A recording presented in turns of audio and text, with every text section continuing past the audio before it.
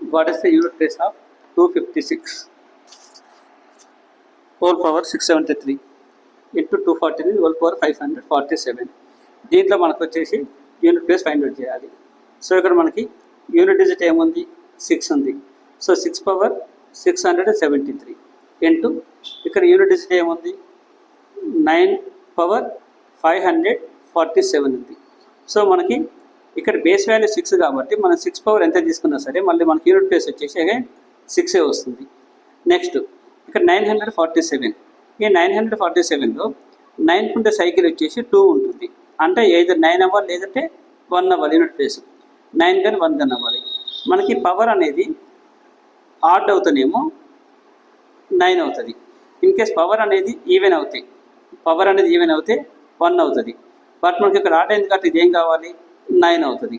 అంటే ఇంటూ 9, 6 9 54. మనకు కావాల్సిన యూనిట్ ప్లేస్ ఒకటే కాబట్టి 4 ఆన్సర్.